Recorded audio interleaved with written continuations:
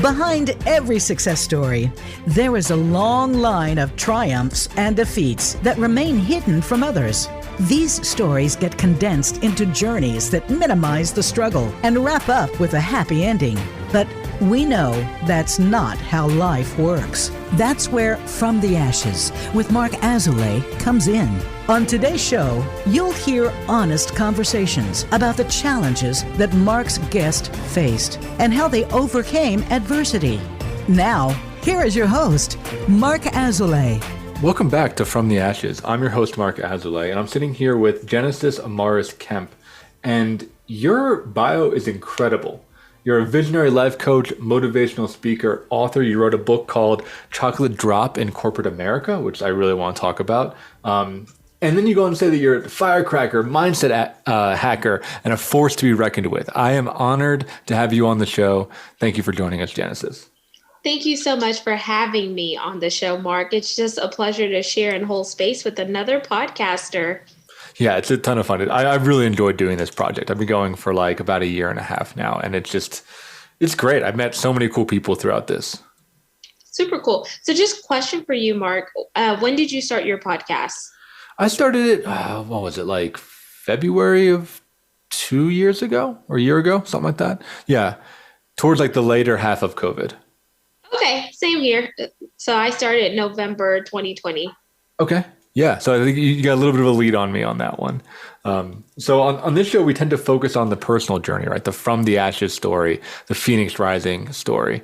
So in this first segment, we want to go through and talk about, how did you become a force to be reckoned with? How did you become who you are today?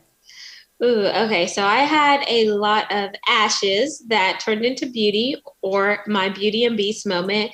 So it all started for me back in high school. So I went through a depression, and the depression came from me being a victim of bullying in high school. So there were like 9 consecutive days where I did not go to school. I just did not feel like getting out of bed. Sometimes taking a bath was just hard. I just had the I didn't want to's, and I just really didn't see the purpose. And I'm not sure why I allowed the validations of other people to like contain me. But of course, when you're in high school and you want to fit in and there's peer pressure and etc., and you don't really know who you are, like, what like your parents tell you are, and you have some glimpse, but then you're still going through identity crisis and just trying to really become that woman you were created to be.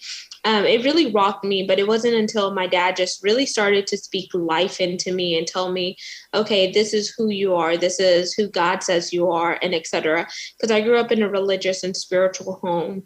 And by day 10, that was like, okay, you need to snap out of it. And only because I think my parents had received a letter like, here, I live in the States. So if you don't go to school, like for more than like 10 days, like your parents could be like court ordered. Mm-hmm. So I knew like my parents did not play that, especially since I'm first generation American.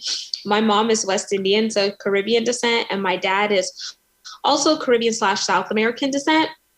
So by that time when they got that, they're like, oh, no.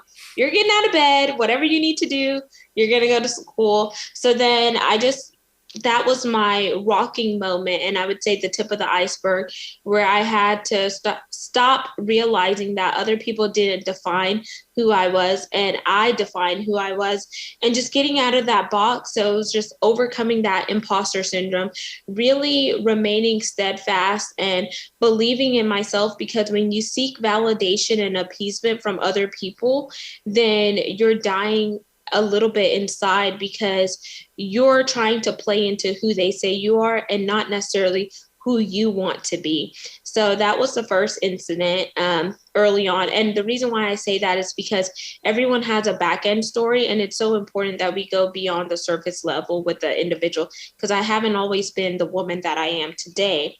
Then the second part was in my adulthood, just going through corporate America. I worked in a male-dominated industry for 12 years. I was in oil and gas and energy. So it's very male-driven, older, Caucasian, white males. And me, I am melanated. I like to say chocolate drop, because when I think about chocolate, it comes in all variations. And I've never met one person that says, oh, I'll just have that piece of that chocolate bar and I'll be satisfied. So that's why my book is called Chocolate Drop in Corporate America. But I talk about the subtitle being From the Pit to the Palace because it's the trials that I went through, the tests that produced the testimony. It's the hell of a mess that produced my message. So that's the second part of my ashes story, because if I was never tested and tried, I wouldn't be resilient. I wouldn't have the confidence and et cetera to help other people who are battling with microaggressions or diversity, equity, inclusion, and belonging, or some of the other things that they're faced with in the work front. So having a personal experience of dealing with depression, facing racism in a work setting, also being challenged, it's like I already knew who I was. I knew that I wasn't going to go back to that dark place. And then the second part is like becoming married to my now husband. It took me a while to get in the groove because before that I was in a relationship with a narcissist. And, you know, when you're in a relationship with a narcissist, they try to break you down once again. But I said, you know what? I went through the breakthrough. I was broken, but I made it through, hence the word breakthrough. So that's a little avenue, different pieces of me. Yeah, that's really interesting. A fascinating story. Can you tell me? Well, I guess let's go through each one, right? I have some questions around them. So, with the childhood depression, I was really struck by what you said of your dad spoke life into you, right? It sounds like from his role as a father and from, you know, God and spirituality. Can you say more about that, of what helped kind of bring you out of that depressive place? What did he say to you? What did you take in? So I know my dad would say, like, you are loved, like God created you to be a masterpiece. We would read scriptures together, him and my mom, because they both had different ways of parenting. And then my dad would say, we didn't create you to be a failure. We created you to be a rock star, or just different things. Sometimes he would play songs and the lyrics would minister to me and etc. And he definitely believed in going to church. So if you lived in this household, you were going to go to church and etc. And he was a big supporter for me, always has. And the fact that he's not here anymore with me definitely rocked me. And it took me back to, you know, the words that he instilled in me when I was younger. So whenever the roles got reversed and I became his caregiver when he faced medical negligence in 2020, it really, you know, took me to a dark place, and I didn't think that I was going to get out. But then I just kept hearing the words that he recited to me when I was a child, and that helped me because I did not want to go back to that depressive state. And just growing up, so sorry, it makes me teary a little bit. Just growing up, it was hard to like feel like you didn't matter or you didn't have a purpose. But I feel like everyone has endured that in some type of way, whether you're in depression or you face different challenges in your life where you're like, is this really me? Do I really have a place in this world, and etc. And until you personally could come to the realization, then you're still going to be looking for that appeasement from other people. So does that answer your question, Mark? It does, yeah. I can talk about how you can really be in that prison, like you said, of the imposter syndrome, not feeling like you fit in, that you belonged. And it sounds like your dad really was an anchor during that time. Did you have other community? Did you have your church community or any teachers or friends? Or did it really come from the family first and foremost? So first and foremost, it came from the family. And then the second part would be just the church community, just going to church and just hearing the different sermons. And sometimes even though the sermon may not necessarily be about you, it felt like it was speaking to you. And I feel like that was like the Holy Spirit just letting me know he was still with me, even though I felt like, was God even real? And I questioned my faith. Like, is this something fake or made up? But then as you go through it, then you realize that, you know, he's going to be sovereign and bringing you out of it. And it's just a mere bump in the road. Yeah. So at that point, you were saying you kind of got a sense of who you were, right? And I'm also hearing the fact that you were lovable, right? That there's a divine part of you, that you're out there to be a masterpiece, to be a rock star, right? Like you're getting all that great self-confidence. Mm-hmm. And then you go into the oil and gas industry. And you talked about being challenged. What happened there? Like, it sounds like that was kind of hitting a wall of you have this idea of your own self-esteem, and then it just gets like stamped down because of racism, quite frankly. Yeah, so when I entered oil and gas, I was very young. So I started actually when I was in high school. So it was my third job, Mhm. and I'll just put context around it. So my first job ever was real estate. I was a personal assistant to a real estate broker. Then I did that for like about 4 months until like the '08, '09, and we all know what happened during that period. Then that led me to going to work at a cancer center, which was just so eye opening. And it really made me appreciate life because we take life for granted, but there's other people around the world or in a different situation where they're fighting for life. But it's the simplest things that we don't appreciate until you're hit with an illness. So I did that for another 4 months until something else happened where the industry was rocked. And, the company that I was working for, the cancer center, we started to lose our patients to a bigger hospital setting that was new, 5 stars, and they had more equipment, which it made sense for someone battling an illness. They want the latest and greatest technology. Then after that, that's where I got into oil and gas. So I started at the bottom as an imaging clerk.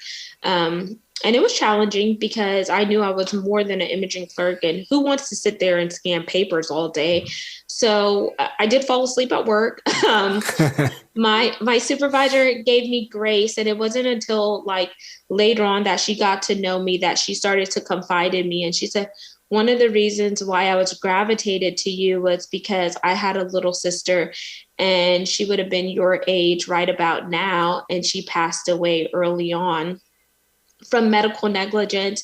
And then I saw why she took to me and gravitated. But then I did my role to know that I didn't want to be an imaging clerk. So what did I do? I had to network and I had to learn about other parts of the organization. So then I went on to project management. Then, after I put in the time, I became an HSC manager, which is health, safety, and environmental. So there was a lot of progression there at that company within only a short amount of time. I was there for 4.5 years. And then what really rocked me was leaving that small company that was ran by two owners that were British and going over into a Fortune 500 space where I was kind of knocked down. That's where it happened, where even though I was leaving from a manager role, going into a Fortune 500, where I already knew about assets and about, what was going on because I was on the other end writing the reports for them. They're like, oh, we have an administrative assistant. So you can see going from a manager to an administrative assistant, it's like a big slap in the face where you begin to question, why can't I have like a professional role? Do you not see my resume? Do you not see my credentials and my credibility and et cetera? But then I had to learn in that moment that they knew you at the other company, but this is a new company that does not know you. So you have to kind of just humble yourself. So I humbled myself in order to get my foot in the door, and then I began to navigate. So that's how, I started to really be faced with the challenges of racism and et cetera, because everything on paper looked the same as someone who did not look like me, but we were not afforded the same opportunities and abilities. Does that answer your question, Mark? It does, yeah. And it's so sad to hear, right, that you hit a glass ceiling there just because of your heritage and what you look like. It's incredibly shitty because it sounds like you had a ton to offer this company, and they just kept you in that kind of like assistant position, the powered under position. Absolutely. And then I'll get more into that because I eventually got out of that position, but I know we're coming up on a break. Yeah, we still have a little bit of time to chat through it. I'm curious what to kind of weave it together. How did that influence your sense of self? Did that, life that your dad spoke to you, was that still alive, or did that start to get a little tarnished, or what happened there on the kind of personal level? No, it was very much still alive because by this point I was older, I had more maturity and etc. And I said, in order to get ahead, you can't just wait for somebody to, just say, here it is. You have to start by taking actions and showing that you are competent, you are confident, and you are able as well as capable of getting things done. So then I began to look for stretch opportunities, which are opportunities that show that I could get my base job done, but I could still volunteer in this area. I could still network outside of work, whether it is through a nonprofit organization that the company sponsors and etc. So I started to do that. I even went on to change my major from being a psychology major to getting in supply chain and logistics and technology, which is what I graduated with. So that's my degree. And I have double minors, one in purchasing and one in organizational leadership and supervision, because I wanted to have a degree that was versatile in case I wanted to leave oil and gas. I did have opportunities outside. So just being able to navigate that and connect with people outside of my dominant work role allowed me to break into my first professional role within this Fortune 500 company, because there was a lady that I volunteered with that ended up retiring, and she put my name in the bucket because she saw my work ethics inside the corporation, but also outside the corporation at this volunteer event. And I believe it was junior achievement, if I'm thinking about it correctly. So that led me from going from being an administrative assistant to a raw material coordinator, where I was now sourcing all of the raw materials that went into making PP, which stands for polypropylene, which is a form of plastics. Yeah, that's really interesting. And I love what you said there. And we're going to talk about it more on the other side of the break. What I'm hearing is that, you refused to be a victim. Right? You knew that the system was unfair. You knew that you were getting discriminated against, but you then didn't let that get to you, right? I mean, maybe because of your childhood and because you had your dad and you had your faith on your side, is that you were able to push through, right? Push past, like I said, network with other people, get out of the kind of mire and try to find another avenue. I think that's incredibly commendable. I mean, I see so many people, and I want to say, regardless of their race or gender, right? Just fall, just crumble, right, when they're hit with some kind of adversity. And it sounds like you really had a way of powering through. Yeah, absolutely. Because we all have the ability to control our story and write our own narrative, but it's up to us to realize that the ball is in our court. So are we going to shoot for those 3-pointers, or are we just going to dribble and not make a pass or play? Love it. So we're going to move to our first commercial break here. When we come back, I want to talk more about that, about, taking responsibility for your life, right? And choosing to show up and play, like you said.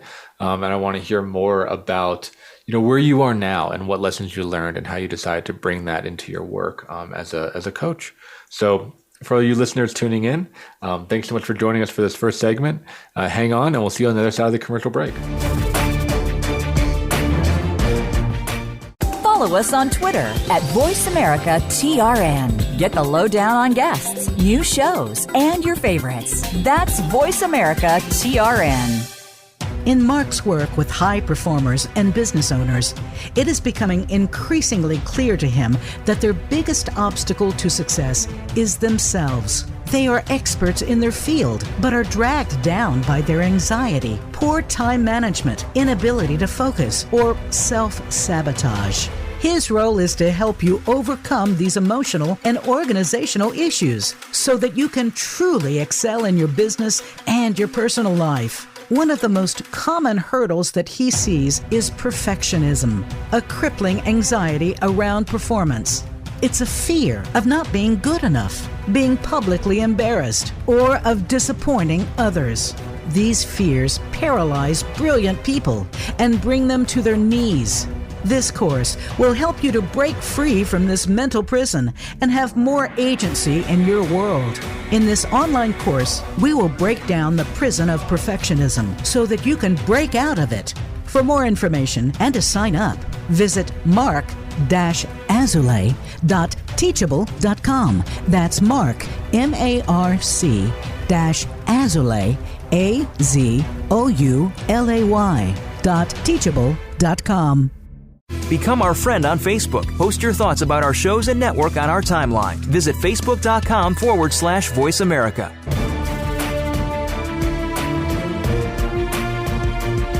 You are listening to From the Ashes with Mark Azoulay.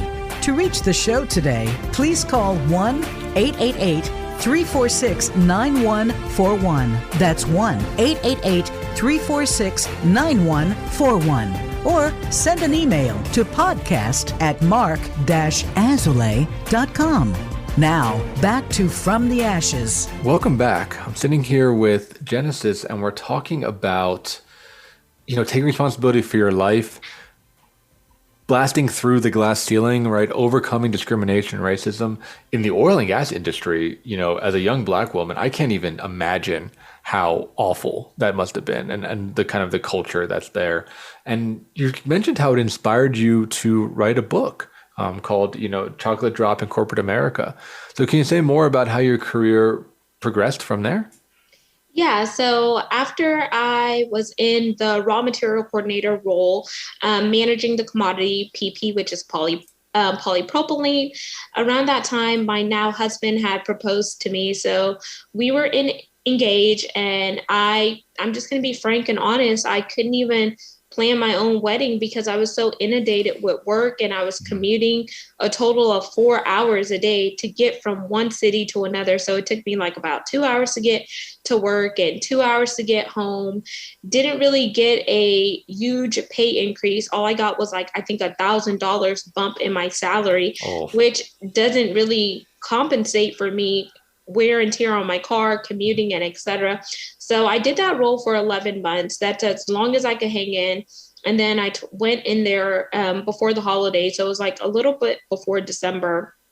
And I told my supervisor, I said, I can't do this role anymore.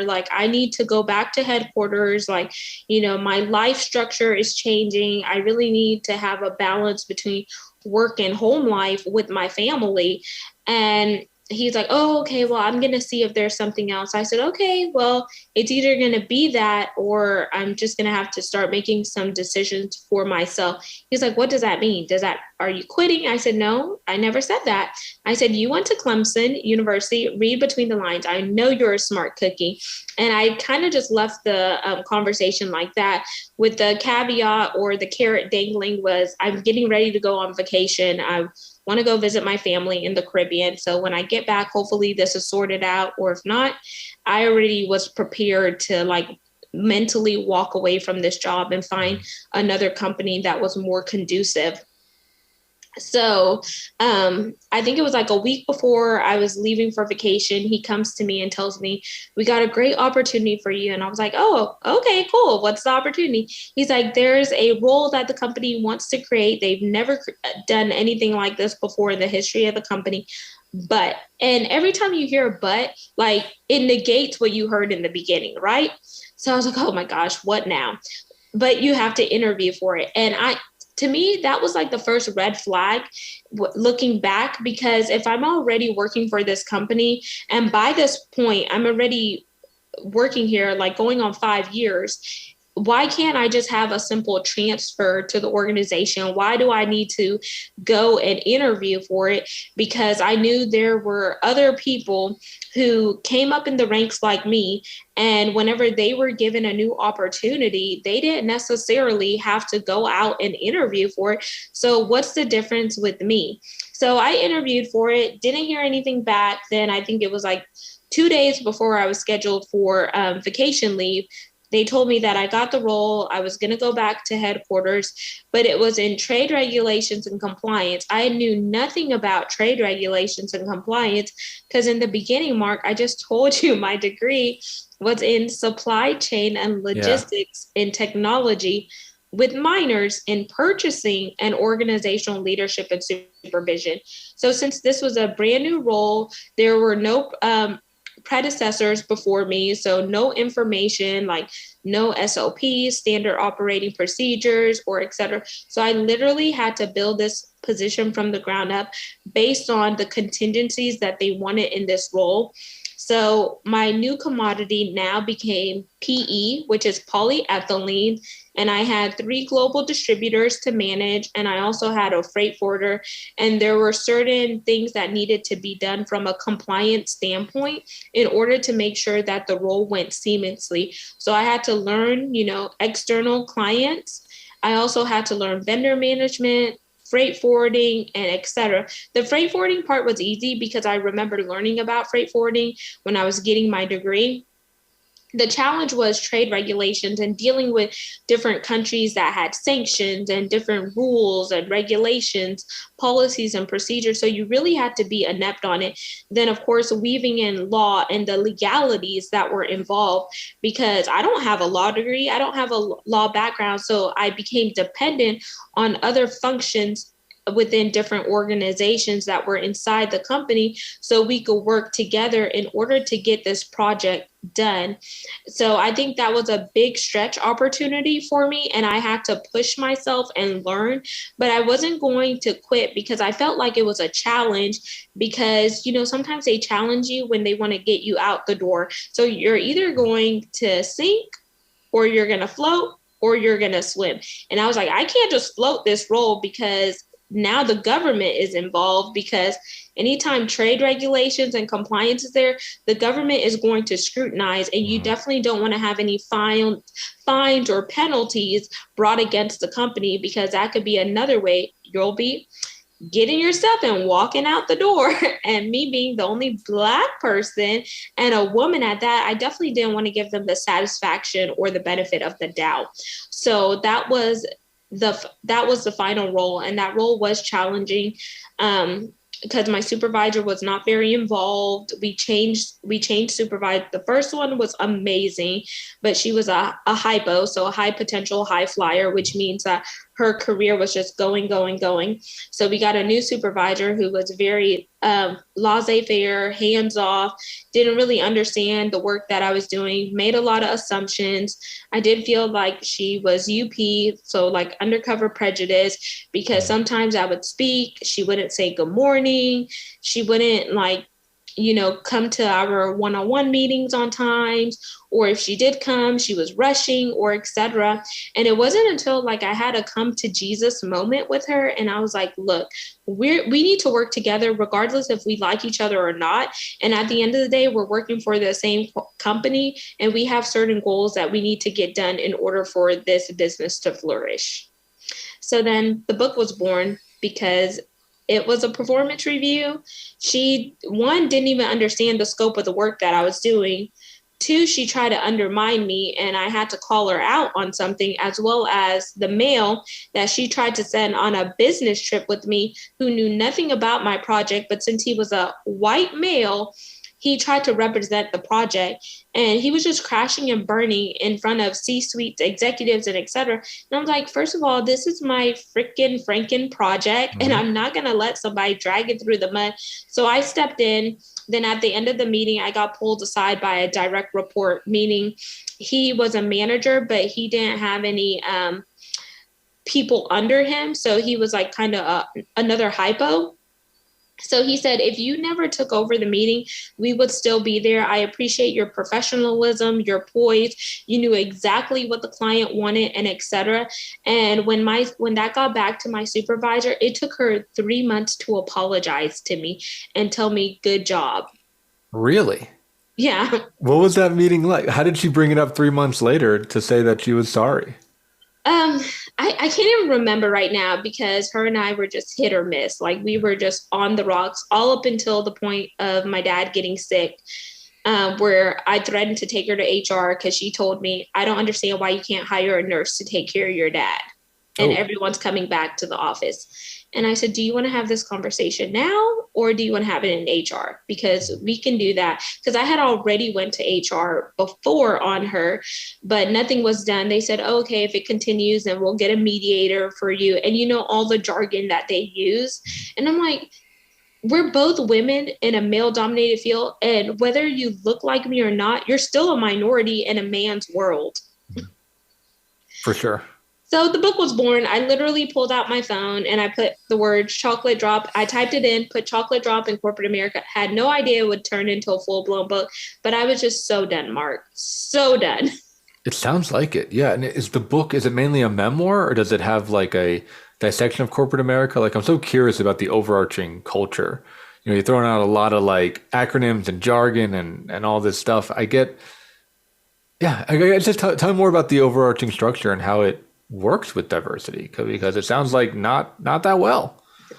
So it's kind of, in a sense, like a memoir, but it just talks about like how I ended up navigating my career in corporate America by taking ownership. But I think what will really summarize it for you is if I read you the back of the book so you could kind of get a full synopsis of it. And there are 2 questions that I start off with, Mark. So the first question, and you could think about this in your life personally and professionally. So it says, what challenges in the workplace have you encountered that left you feeling as if you were mistreated? That's question number 1. Question 2 on the back says, have others who were unqualified seemingly pass you by in the ranks? In our daily lives, we are all faced with various trials, whether in the workforce or at home. However, when treated unfairly, it takes courage to stand and fight for what's right. No matter your race, nationality, ethnicity, or background, you can rise to be the game changer. When you use the power of your voice, you shake the atmosphere and cause a domino effect because others will choose to either follow suit or stand in solidarity. On the pages of Chocolate Drop in Corporate America, Genesis has chosen to speak up for not only minorities, but also anyone who has been slighted on the job in any way. From her personal testimony, you will learn how speaking up brought awareness so that long-lasting change could be made. We do not win by remaining silent, overlooking injustice, and continuing to practice poor judgment. We win by standing together, engaging in those difficult conversations, which now I have remixed it and called them courageous conversations since the book has been out, and helping one another. Let's work together to create change for future generations to come. So that's the back of the book. And I put all of that because if you think about the name of the book, Chocolate Drop in Corporate America, some people say, oh, it's controversial. But if you really look at the cover, Mark, what do you see on the cover of the book? Yeah, those are chocolate drops, right? And there's 2 people of color on there. Yeah. I can see. Yeah. But there's also a world in the background letting people know these issues don't just happen in America. They happen worldwide. Mm-hmm. There's people from various industries. So we have construction, medical, architect, business, and etc. So there's the diversity, the equity, and the inclusion because there's 2 people of color, but there's also an Asian, a Hispanic, a white, and etc. And then the subtitle, From the Pit to the Palace, because sometimes people hear the name of the book and they shy away from it. But if you really think about diversity, equity, inclusion, and belonging, what is it? What does it mean? What does it look like?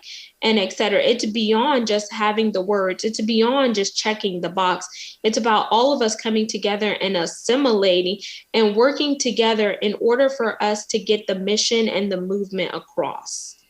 Yeah, very well said. So I got a question for you, right? So I don't know the corporate world as well, right? I'm working private practice as a psychotherapist. I work with myself and my 2 cats. They love me. I'm the employee of the month every month because it's just me. So I'm curious from your opinion, right? So this is something you really dive into. The past couple of years, we went through like the BLM movement. This diversity, equity, inclusion stuff has been top of, the radar for call it like 2 or 3 years, which is critical. But I'm really wondering from your perspective, has it moved the needle? If it has, how far? If not, how far do we have to go? Like where do you see it now? Because I think America went through or is going through like a really big upheaval around a lot of these issues. I I would say the needle has partially moved and there's still work that needs to be done. I feel like there were some corporations, and the corporation I came from were jumping on the bandwagon because they had obligations to uphold to their shareholders, and they wanted to keep their stocks up and etc. But whenever you talk about diversity, equity, inclusion, and belonging, like, let's make it make sense. Yes, you could hire certain people, but are you hiring them to be a token and a placeholder so you could show that your metrics are there for those key performance indicators? And if you do hire them, what does their succession plan look like? Are they getting promoted at the same rate as someone who is non-melanated or not a minority? Okay, what type of organizations are you supporting? Are you supporting organizations within diversity and BIPOC pockets, or are you just doing it as a ploy to just really save face? Then another way that I could think about it, like I mentioned, I am first generation American with West Indian and South American parents. But then when I look at my nieces and nephews, 2 of them are half white, which are my sister's kids. 2 of them are half Indian, my brother's kids. One of them is truly African American. Her mother is from Africa. And I think about the diversity in my family. I was like, okay, this is why I do what I do, because these kids are now going to be the future. And if they see the crap that's taking place in the world now, and they don't see any changes or any strides, then can we really say that we are making progress?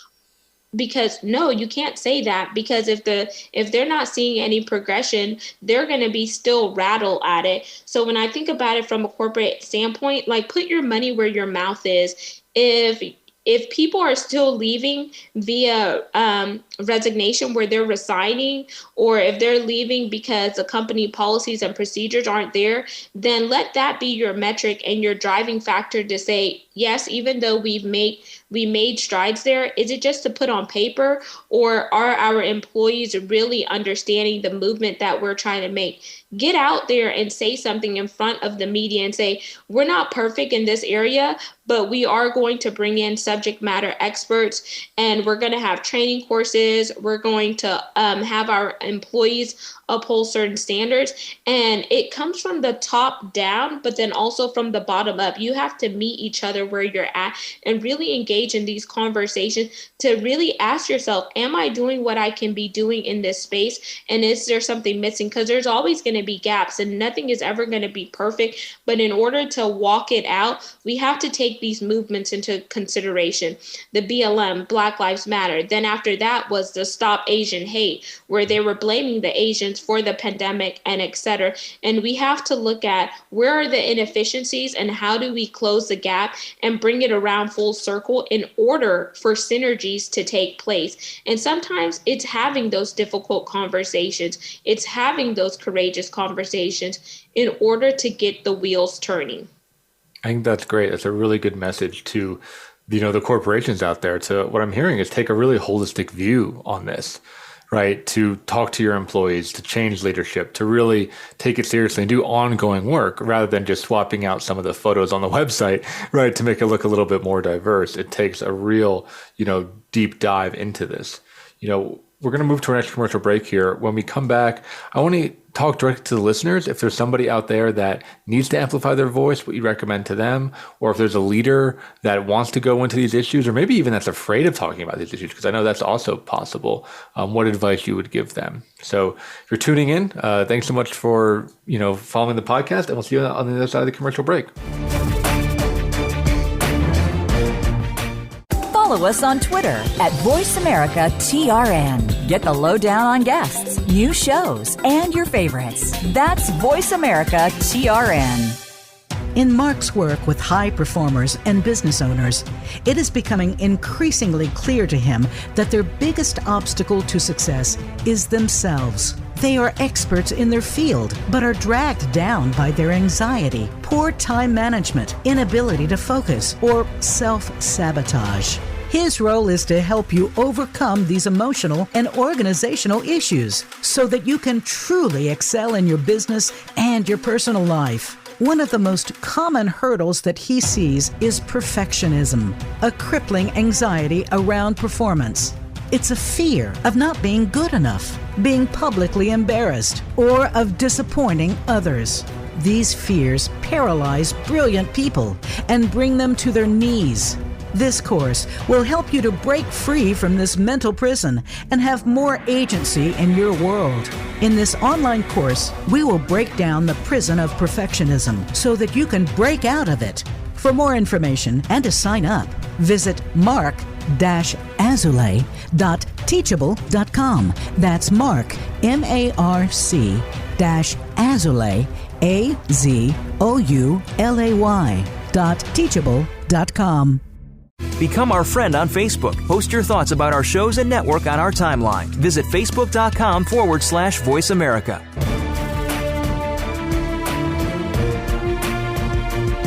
You are listening to From the Ashes with Mark Azulay.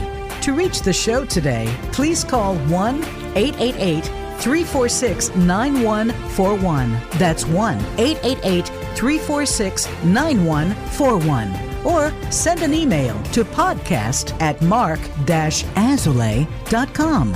Now, back to From the Ashes. So in our final segment here, we'd like to talk directly to the listeners. And Genesis, it sounds like your book is written for people, like you said, of minority status, but also people that have felt, slighted, or that have felt that the workplace has not been fair, or that felt squashed down, that want to get their voice amplified, right? That want to speak up and have these courageous conversations. If that person was listening here, what would you say to them directly? So I would definitely encourage them that you have went through various trials and tribulations for a reason. And without going through the test, you wouldn't have the testimony. Without going through a mess, you wouldn't have the message that you curate. So how much is it costing you by remaining silent? Because being silent is just as bad as not speaking up and not having, the full knowledge and scope of a situation. So each one of us has a voice that is powerful, but it is up to us to ignite our voice in order for change to come. And when you think about yourself, this is personal. Each one of us was created on purpose for a purpose. So understand who you are. How are you showing up? How are you remaining true to your morals, your values, your characteristics? And what type of imprint and impact do you want to leave in the world? Because when you start to really go within yourself and ask yourself those hard questions, then you can materialize and manifest how you show up day to day. Do you have a sense of an action that somebody could take to help them, find the courage, right, to speak up and say something? Yeah. So one step that I would say is if you're in a corporate setting and you're having trouble with speaking up, I would encourage you to look into Toastmasters, because that's one organization where you could start to gain your confidence, and you could partner and connect with other people who are aspiring to do something similar. They give you prompts, they time you on your speaking, they help you work on your tone of voice, your diction, speed, and etc. That's a good way. And then the second thing would be doing a mirror exercise. It's some of the things I do with my visionary clients that I coach, is start to get in front of the mirror and recite your affirmations as well as your gratitudes, because then the more you speak it, the more you're going to start to believe it. And as you look yourself back, you could pay attention to how you're speaking, your body language, which are those nonverbal cues and etc. And then also doing a power pose whenever you're reciting your affirmations, because then it starts to get you to really begin to think at a higher level. Some people say a higher energy, a higher vibration is what other people have told me, but you have to start to envision yourself the way you want to show up. And what better way to do it than get in front of a mirror and look yourself hard on, and it really shows you that reflection. Yeah, so what I'm hearing is practicing speaking skills, but also building self-confidence. Because I think it's so true, is that people in these positions, they've been beaten down. They are in that victim mentality we talked about earlier. They, they struggle to feel like their voice is going to go anywhere, and I think it does take quite a bit of force and I think charisma to punch through that glass ceiling, right? And to get to to get to be heard. It's unfortunate, but I think it's true. Yeah, absolutely. It's all about having that accountability for yourself and just really becoming the own narrator of your story to walk out and exuberate that confidence. Yeah. So I got another question for you because this is what I hear from some of the other podcast guests or some of the clients that I work with is that as leaders, they know that DEI is important, but they're afraid to bring it up. They don't quite know how to talk about it. They don't know how to incorporate it. They're either afraid that it's going to hit like a landmine and just become a whole horrible situation, or they're afraid that they're going to say something wrong, and make it worse. So what would you recommend for somebody who is in a leadership position, whether they be, of minority status or not, to start to bring it more into the day-to-day of their team dynamic? So within a leadership position, I would just encourage you to remain authentic and true to yourself. And if you're having a hard time talking about this subject, which can be a difficult subject as well as a courageous subject, just put a disclaimer out there and say, I do not understand where you're coming from because I don't look like you. But what I am here to say is that I am going to actively listen to your concerns, and I'm going to make it my mission to make some changes personally as well as professionally. But what I need from you is tell me how I should do this. Like, what are some of the things that you want to see? Because then that begins to challenge the leader. Where can we improve as an organization? So survey the people that are working for you because they're the ones at the bottom doing the work. And then how can we mesh our ideas together in order to make a inclusive working environment where all of us are coming together to be seen and heard? And then another thing, if there are any suggestions you have, any trainings you recommend, or etc., please come to me. Have an open door policy where those individuals feel like they could voice what some of those suggestions are without being reprimanded or scolded. And then another thing, start to do performance assessments, whether you have your individuals within the corporation evaluate the leadership in an anonymous way. There's Clifton Strengths for strength finders. There's Gallup studies. There's so many different resources out there that other organizations who are doing it right are using that can help. So always look at what your competitors are doing and see if you could bring that within your ecosystem in order to advance. And don't be afraid to say that I failed and missed the mark, because on the other side of failure is success. Yeah, so I think that last point is so critical, just to underline that of, as a leader, be willing to fail, be willing to be wrong, be willing to be challenged, right? To kind of have some uglier parts of your personality displayed sometimes. But I think what you're saying is completely accurate, is that builds psychological safety, that builds that connection over the team. If people know they can give feedback and be heard. You mentioned that there's corporations that are doing it right. I'm curious if you have any examples of a corporation that has been doing it right and some of the things that they've done. What role models are there out there for this? So I know whenever I looked at a survey regarding some of the companies that were ranked high in the DEI space, Google came up as one based on some of the initiatives that they were taking, as well as the feedback that the employees left on reviews. I think Deloitte was one. And then I can't remember the other organizations because I made a list of them, but I don't have them on the top of my head. But I know it was Google for sure, Deloitte. I think one was Accenture. So a lot of them within the tech space, and the tech space, they're not necessarily as conservative as oil and gas and energy. And there's more younger people that are in leadership and management roles. So they're very keen on what's taking place and et cetera. Yeah. Do you have an example of what Google or Deloitte does that really sets them apart? So one, I have a friend that works at Google, and she said working for Google, like when she started working there, she didn't necessarily like the role, but they gave her the ability to say what role she was interested in. So they listened to their employees. They also challenged their employees. They offer equity, which you could get equity within the company and et cetera. They have different policies and procedures where they have, what was it?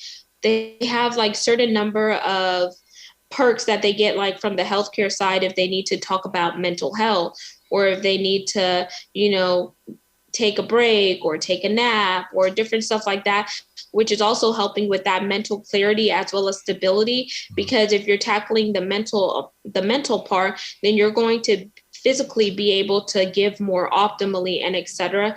Those are just some that I could just call off the top of my head. Yeah, those are some great examples. And I think it's, again, that holistic view of not just focusing on DEI, but also focusing on your employees, well-being and their lifestyle, and the fact that they have access to mental health treatment, or that they can take breaks or take naps or whatever it is. I think it really is the full package to make an environment feel safe and feel inclusive. Yeah. So I wonder, I'm trying to think of like another area where this comes off. You mentioned that you have a kid on the way, right? And I'm wondering, right, what you might hope to instill in that next generation. Because, when I look at the, Generation Z individuals, like they are more diverse, right? They do have a lot more flexibility and fluidity, especially around gender and sexuality, than even me as a millennial had. They're really vocal about a lot of these issues. And I'm curious, like, what you see kind of as the up and coming next generation. Where does this look like in, 10, 15 years, for instance? So I could talk about maybe 5 years from now, because we just never know what the future holds.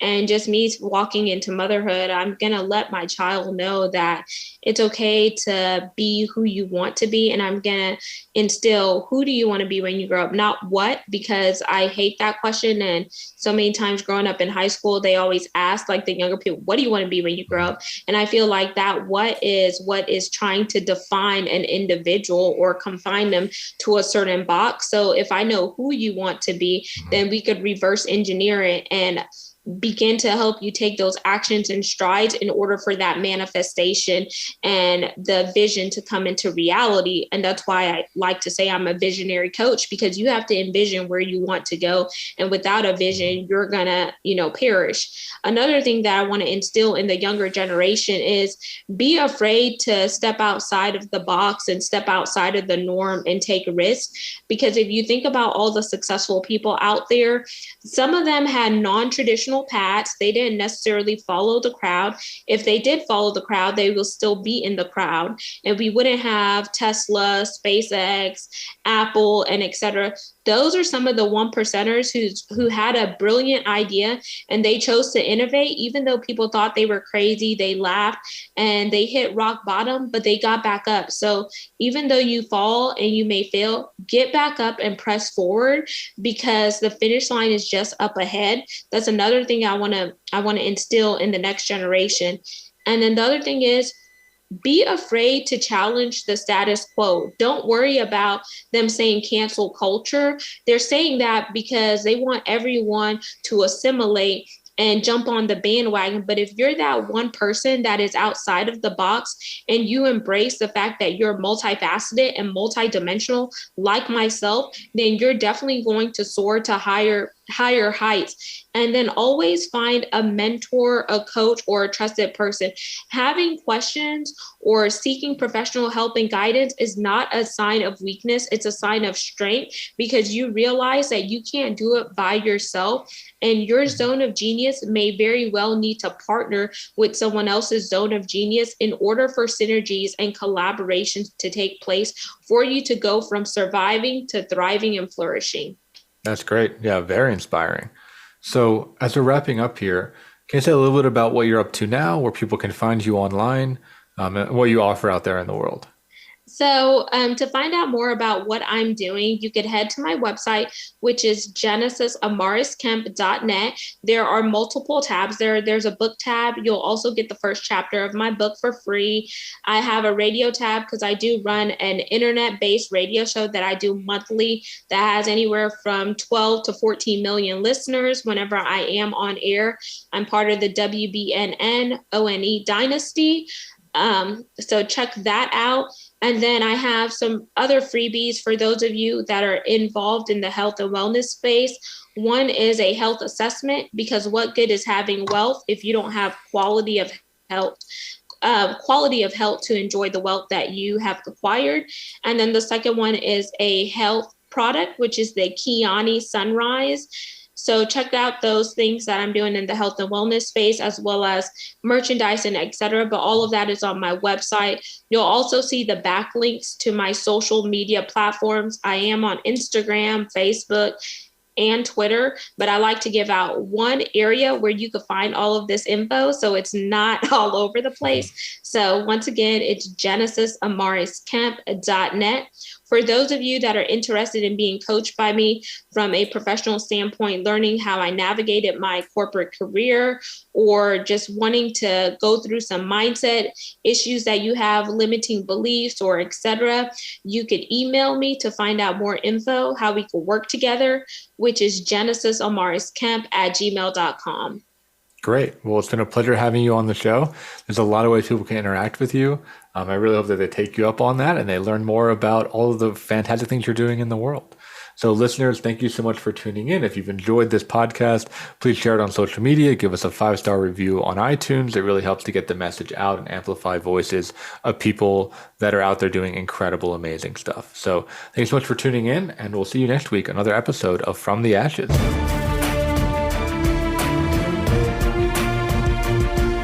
Thank you for joining host Mark Azoulay on From the Ashes. Be sure to tune in again live next Friday at 2 p.m. Eastern Time and 11 a.m. Pacific Time on the Voice America Empowerment Channel, or subscribe on your favorite podcast platform. Meet triumph and defeat, and treat those two imposters the same.